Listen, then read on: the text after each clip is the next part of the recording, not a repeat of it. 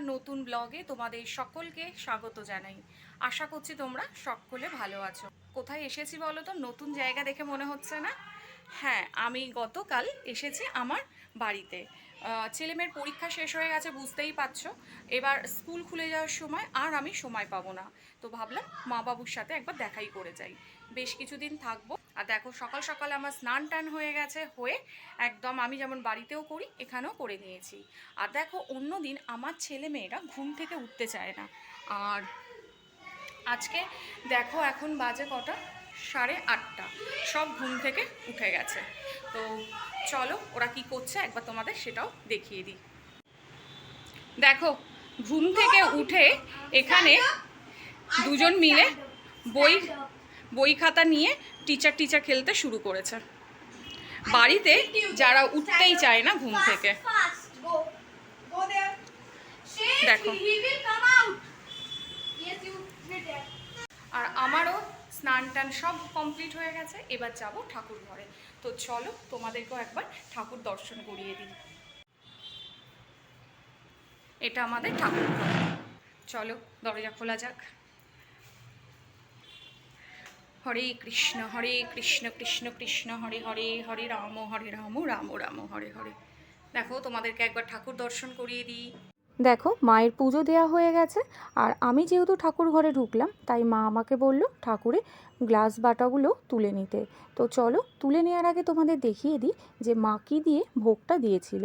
আজকে দিয়েছিল লেবু আর নকুনদানা। তো ভোগটা তোলার আগে আমি এখন ছাদে চলে যাচ্ছি আর গিয়ে তুলসী মাকে প্রণাম করে নিচ্ছি। আর দেখো, তুলসী মাকে প্রণাম করা হয়ে গেছে। আর আমাদের বাড়ির ছাদ দিয়ে ভিউটা কেমন লাগে সেটা একবার তোমাদের দেখিয়ে দিলাম। আর এত রোদ্দুর ছিল ছাদে, কিন্তু যখন আমি ক্যামেরাটা করেছি তখন দেখছি পুরো অন্ধকার টাইপের উঠেছে। আর ওই সাইডে দেখো বাস দাঁড়িয়ে আছে, ওটা হচ্ছে বাস স্টপ। আর এই ইয়েলো কালারের যে মন্দিরটা দেখছো, এটা হচ্ছে বড় ঠাকুরের মন্দির। আর দেখো, এটা হচ্ছে আমার মামার বাড়ির দাদু, আর এটা হচ্ছে আমার বাড়ির দাদু, আর এটা হচ্ছে আমার ঠাকুমা। এনারা সকলেই গত হয়েছেন। আর এটা হচ্ছে বৌদ্ধ মূর্তি।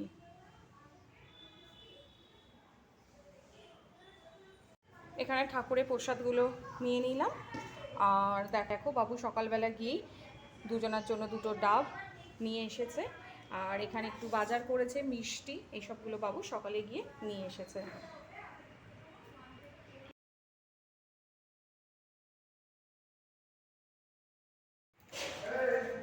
দেখতে পাচ্ছ বন্ধুরা, আমরা আবার সব সেজে গুজে বেরিয়ে গেছি। আর তিলক দেখে বুঝতেই পারছো কোথায় যাচ্ছি।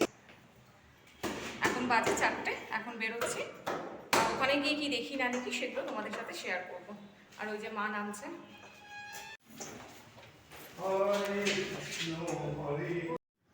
এখানে দেখো, আমরা অটোতে উঠে গেছি।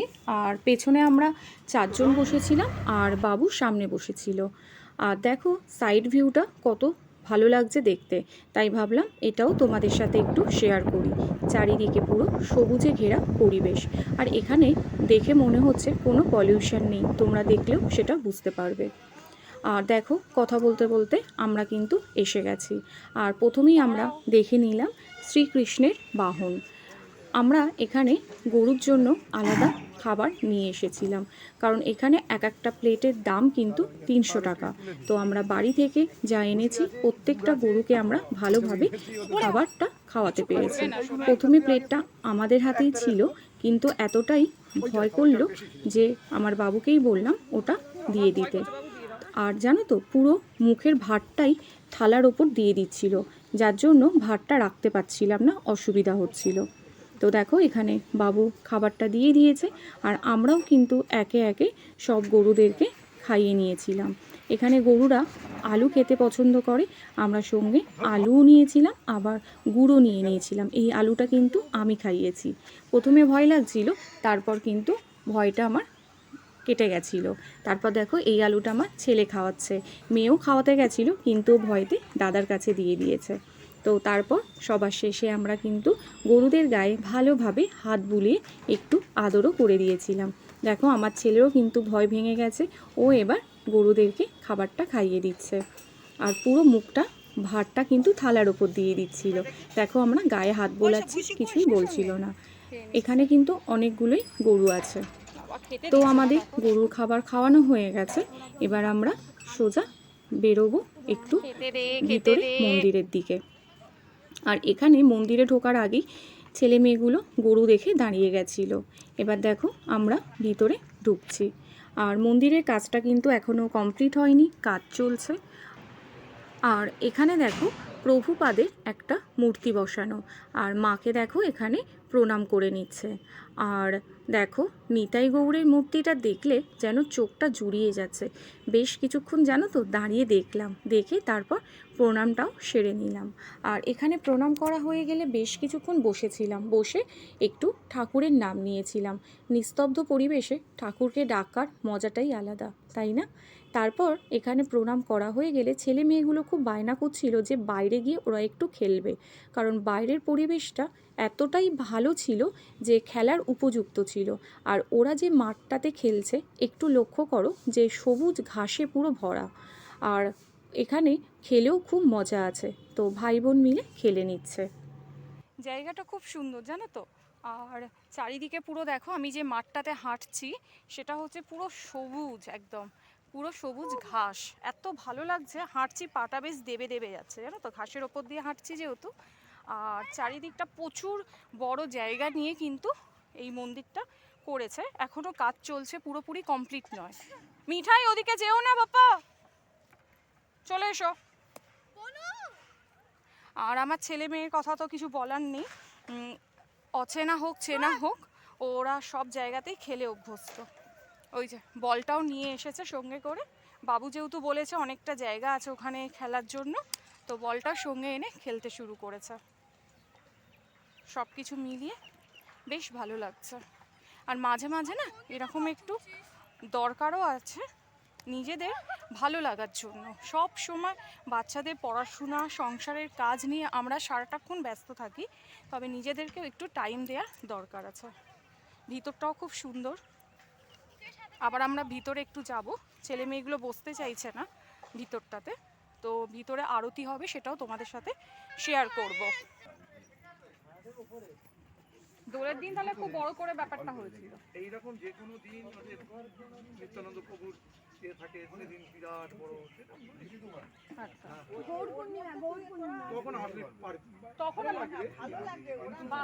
বাচ্চারা না না এরকম মনোরম পরিবেশটা বলেই কিন্তু বাচ্চাগুলোও ঠিকঠাক আছে, ওরা একটু খেললো, বল খেললো, ওদেরও ভালো লাগছে। নিয়ে এসেছে ব্যাগে করে। দাদা ভাই তো যেখানে যাবেও খেলার একটা জায়গা করেই নেয়। আর আমরা এখানে একটু প্রসাদ খেয়েছিলাম, আর আমার মেয়ে খেতে পাচ্ছিল না বলে বাবু তাকে খাইয়ে দিল। আর আমার ছেলে মেয়েকে দেখো এই ষাঁড়টাকে দেখবে বলে আবার এখানে এসে দাঁড়িয়ে গেছে। তাই মা আর আমি দুজনেই বললাম এবার ভিতরে চল, নলে আরতি শুরু হয়ে যাবে, আর তোমরা আমাদের সাথে ভিতরে চল।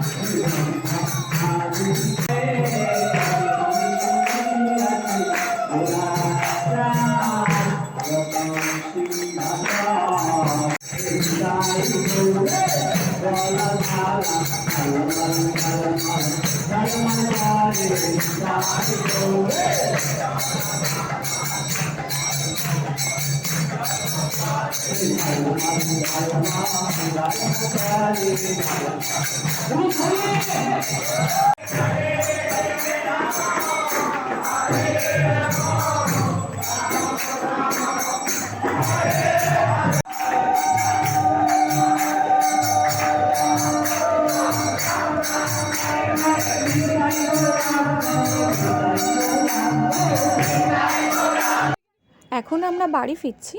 আর বন্ধুরা, পারলে তোমরাও এই ইস্কনের মন্দির থেকে একবার ঘুরে যেও, তাহলে তোমাদেরও খুব ভালো লাগবে।